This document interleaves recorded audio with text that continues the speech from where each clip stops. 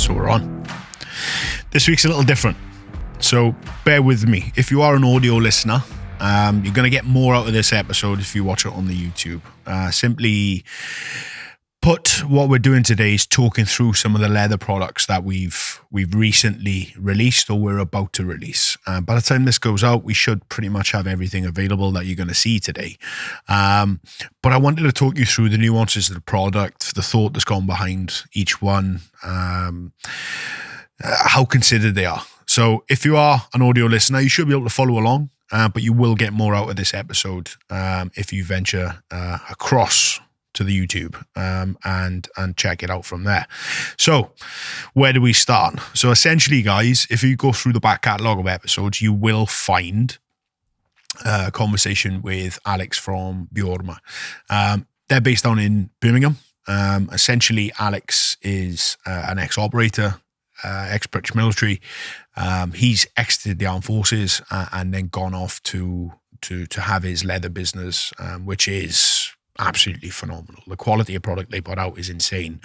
Their capacity and their capabilities are insane. And we've developed a fantastic relationship out of the back of it, which has empowered us to then go on to create some really interesting products. Stuff we've really wanted to do for a long time, but we haven't had the skill set or the capability to do it. So we've got to a point recently where almost a year's worth of work has come to fruition, and we brought products to the table. But we are an online business. We don't have a spot where you can come and view items or see stuff. So I thought it would be right to take you through some of the products that we do, so you can really try and get a bit of an overview or a better understanding, a bit more than images can produce, on what it is and what we do. So let's start things off, and let's start it off really simply with one of the watch straps. So I'm wearing one at the minute. I also have one laid out on the table, and I have some in the boxes over to my right there. So if we start just with the one that's on my wrist, and we pop this off. So this is the Pueblo. Give it a little clean up. This is the Pueblo. It's on the Explorer 2. So this is 22mm with steel hardware. In more or less a navy blue color. Now, what's really cool about these, and where they kind of stand out a little in comparison to others, is the R&D process that's gone on behind them. Typically with leather straps, what you find is they stretch simply because it's a natural fiber, a natural product, and they will start to slacken and soften, which is the benefit, but they can stretch a bit over time. So to try and circumvent that, what we decided to do was run a bead of side stitching down the side, follows the curve, and comes back up just underneath the bottom keeper there. I'll show you on this one. It may be a bit easier to see on the video, but this is essentially designed to mitigate what we call necking. Necking is when things stretch out a bit, and typically with other straps you'll find you'll move from one hole to the other. So that side stitching is there to accommodate for that. We've kept to our normal hardware, something that we're really proud of, something that we've become somewhat known for at this point. Fabulous little design buckle. Instead of using spring bars, we've got the screws in there. They're all Loctite before they leave us. But again, adds a bit of security to that strap and mitigates any spring bar failure points. Aside from that, there's quite a bit going on at the back there, which I kind of like you to see. So if you catch this right in the camera, you will see a slight sheen to that. That is basically set up in a way to mitigate that horrible sort of wrist funk that you can develop through wearing watch straps made of leather. So what have we done? So we've waxed sealed the back. What does that do? So what it does, we cover it in wax, and that brings all the fibers in nice and tight together and keeps everything in one place. It also helps basically reduce any microbial activity that can go on the back there, but also seals it up a bit as well. So it makes it a bit more splash proof. Now, notice I said splash proof, not waterproof. No leather products are waterproof. Leather is only waterproof when it is still on the cow. this is not on the cow, quite clearly. So you must take care with leather products. But trying to circumvent or trying to mitigate that where we can, because we do live in the world, we do get caught in rain, we do wash our hands, etc. Waxing that up just gives it a nicer feel. It also helps as well on the wearing experience. It makes it a far softer, smoother sort of surface. For me, my wrists are a little sensitive. Certain leathers can play havoc with my skin. I wouldn't go as far to say as this is hypoallergenic. It's not, but it certainly helps me with irritation, having that wax seal back. If we look on the underside as well, we've also blocked in the handmade in England. You can see them just there, and also the Z.A badge just underneath as well. So in a nutshell, that is the basic overview of the design process that has gone on behind this strap. To give you some context on the materials that we've used, this is this particular color is called grigio. It's, how do I explain grigio? It's almost like a grey beige color that'll just patina so well, and it's just a fabulous color. It's khaki-esque. We're running this one with a black hardware, but it's quite a unique colorway that you probably wouldn't have seen before, certainly used in watch straps anyway. It comes from a tannery in Tuscany in Italy, and that tannery is the Carlo Badalassi tannery. Because we're using ridiculously high grade leather and we're importing it from Tuscany, the tanneries actually fall into this particular category of pelle conciata al vegetale in Toscana, which is basically a consortium of tanneries in Italy that make and produce leather in very, very traditional methods. It's such a protected art form out there.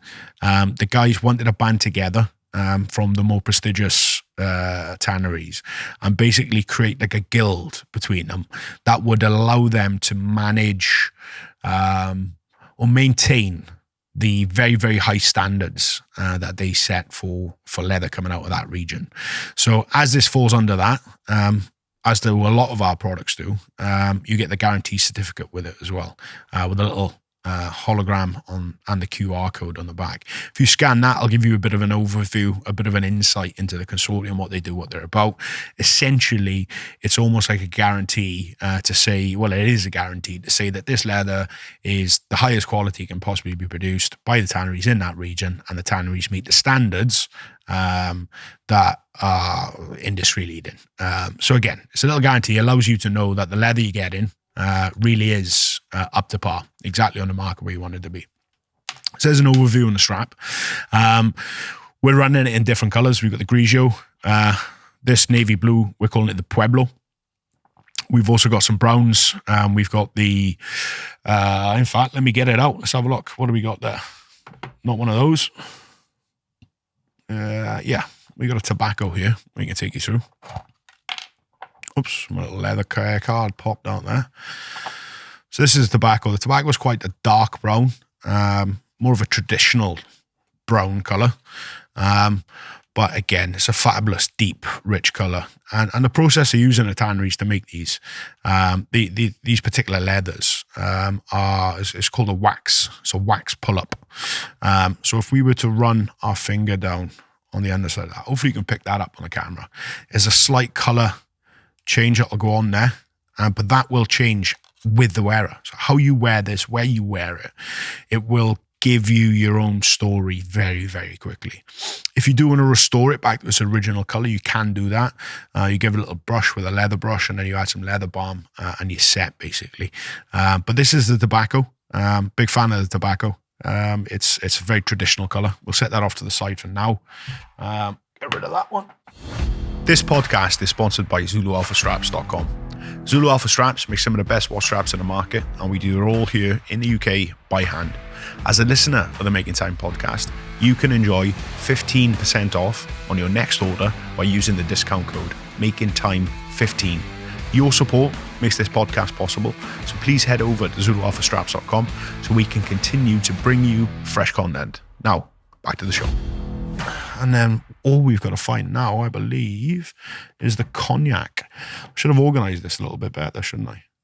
But stick with me. That's tobacco as well. That's cognac. Fantastic. So we'll talk through the leather care card shortly as well. I'll reiterate something I've already said, but there is a particular way you want to look after your leather products. But we'll give you an overview on that. This is the cognac. I really like the cognac. I really do. Because I'm a texture guy. I really am, like, stories and textures and feels. I'm an ergonomic person. For me, this leather is just incredible. Simply put, you can just like pull through on that, and it breathes its own breath of life. That leather's it's just fantastic, absolutely fantastic.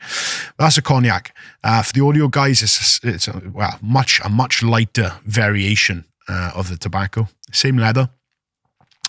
In production and standard and everything else, slightly different color. So it goes through different dyeing process during tanning. But again, a wax pull-up. This cognac, when it's crunched or stretched or pressed together, I'm going to try and do that so you can see it. It almost creates like a lightning effect on the leather. It looks like it's been struck by lightning. It adds this depth, this story to it. It looks fabulous. But yeah, that's the cognac. I'll set that one aside. And then I think what we'll do is we will move on to some of the credit card cases that we've got. So again, absolutely fabulous product. Using the same tanneries in Italy to produce this. We're running these in tobacco and cognac. This is a cognac version, and because this is a slightly larger chunk of leather there, you can see what I'm talking about with the lightning strikes. And if I was just to put a little bit of pressure on that, you can see that wax pulling up. We push it back down and it disappears. This is going to allow you really to tell a story and patina your own product in a fabulous way. We've got the care card in here. Now, the more astute amongst you will realize that we've taken the tag off. The reason we've done that is simply because that tag is a little plastic piece on it that locks it in. It's a security lock. What we don't want to do is have that security lock rubbing up against the leather and damaging it in transit. So we've took the initiative and removed that and just slid the card in there. Same leather, same guarantee, same process, same tanneries, same hands, etc. But we don't want to damage the product before it gets to you. So what makes this special? Why does this stand out? So first and foremost, this is a proprietary design. This is something we've come up with in-house within Z.A, as are all the products really. But this is something we've put together and ran for a period of time just to see what we really want out of a card holder. What does it need to do? If we could rub it out and draw on again, how would it look and feel? So we came up with a very raw idea, and then we had a chat with our mate Alex and developed this particular card holder. So let's do a top-down overview. We got the front pouch, silk lined. That will take probably 3 or 4 cards. It is leather, so it will stretch a little. But the top pouch is there. For me, I've always used that for the money slot, simply because it's got a slightly higher ridge. I know all the cards are in one place. I can easily feel them in my pocket. I almost feel the numbers as they're punched in. I know everything's there, safe and secure. If we flip that around, we've got another pocket there set for cards. I've always used this for access cards for the building, Costco cards, club membership cards, whatever it is. Slide them in there. They're less frequent, so you know you're not looking for them in the same way as that, but they're there, they're safe, they're secure. We've also got this little hidden spot in the middle. So on the odd occasion, it's very rare these days, but I'm an old-fashioned man. I like carrying cash, or at least a little bit of cash. I remember when I was a boy, my old man would tell me always keep a day's pay in your pocket, just in case you ever need it. And then I joined the Navy, and they said they told me something similar. So it's a bit of a habit for me, but I always like having a little bit of money in there, just to have it, just in case. Who knows? But we've got a cash slot there, cards at the back, cards at the front.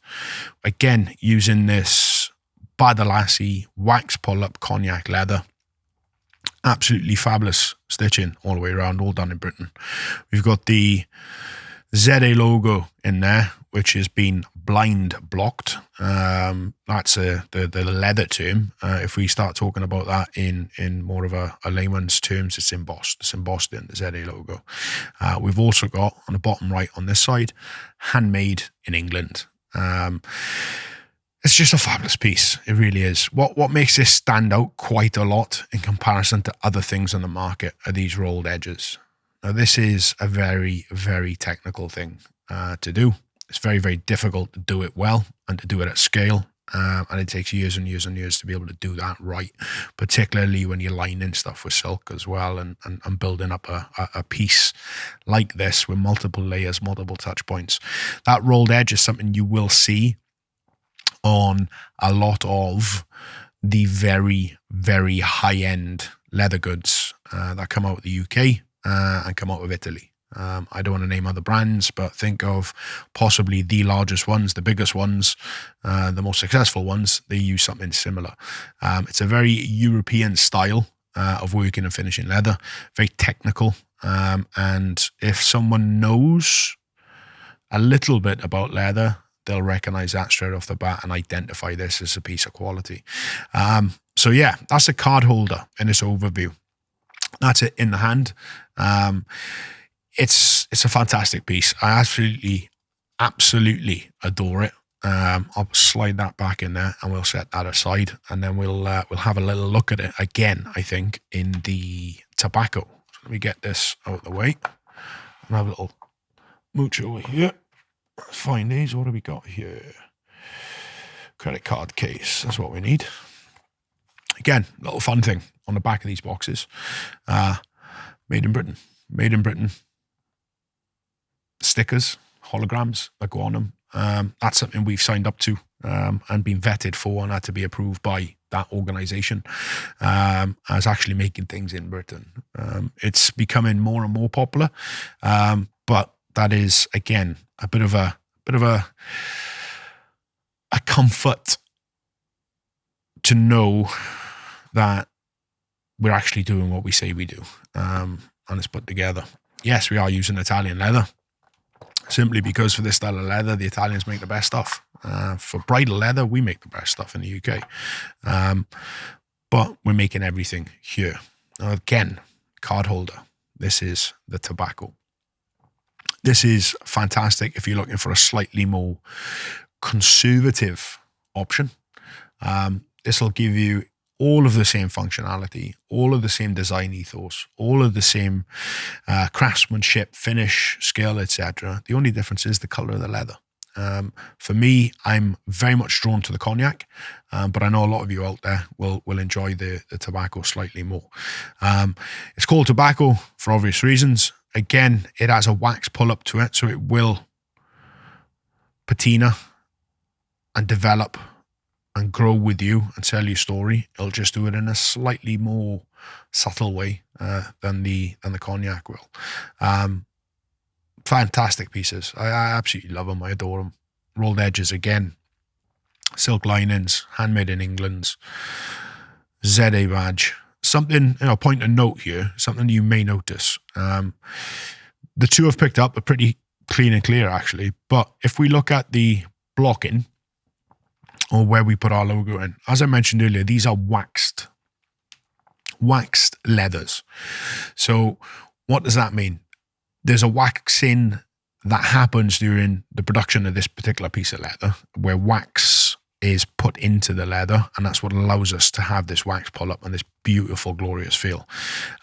When we block or emboss into leather, that goes in through basically a lever that gets pulled down, and heat is applied. Because there's wax in the leather, some of that wax occasionally rises to the surface and will settle in those grooves.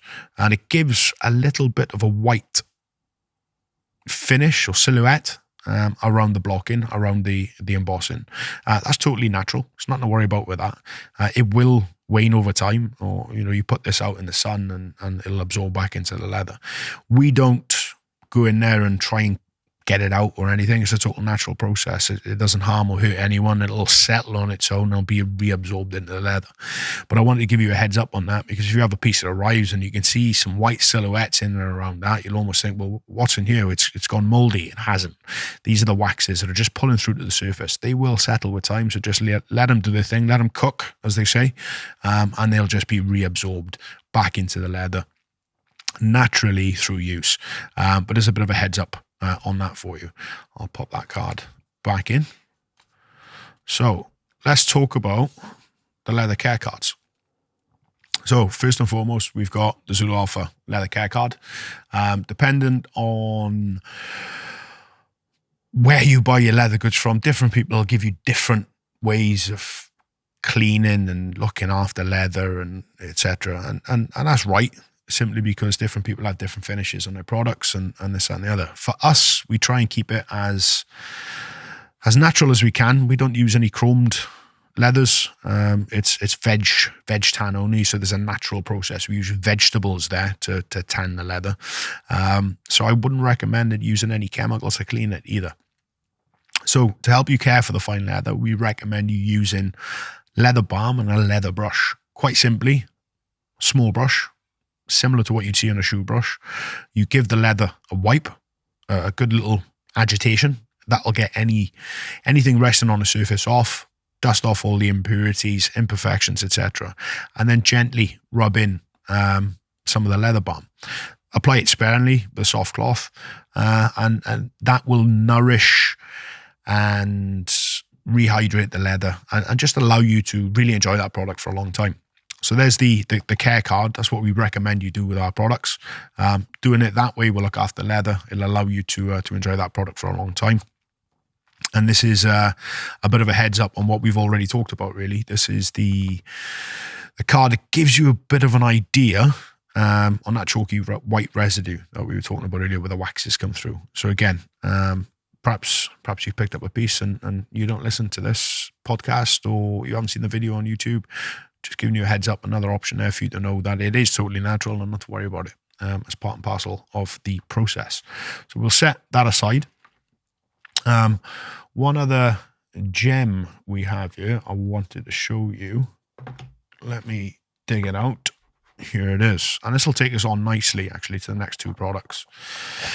So, put that on the table. We'll set these aside. Get out of this little dust bag. We've got here the Connery keyring. Connery's iconic, not only in the watch space, but for us as a business. It's something that we've used and grown to love and really become part of our repertoire for a long time. So as we moved into leather, we wanted to bring a flavor of our own into the mix as well. And something that we've fallen in love with as a brand, as a business, is a Connery piece. The Connery webbing, that is distinctively ours. It's woven here in Britain. We actually make it in Manchester, and then it comes over to us, and we turn it into the products that you guys have been wearing on your wrist for a number of years. In this particular instance, what we wanted to do was make a keyring out of it. Now, we've seen a number of folks do things like this and go and produce key rings, key fobs, key chains, whichever way you want to call it. And guys, they do a cracking job. What we wanted to do was give a bit more of a luxury feel to this particular product. So what we've gone for here is English bridal leather. Now, what is bridal leather? English bridal leather is globally recognized as a very fine product. For years, it's been used in equestrian environments and in and around horses, bridles, bits, tacks, etc.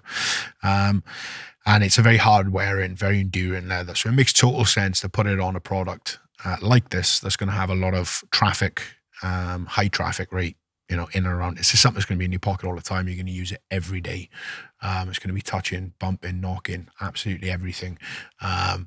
So for us, it made sense to go down this route, add a bit of Connery to it, bring out the bridal leather, and combine that into a really luxurious, fantastic, high quality keyring option for you.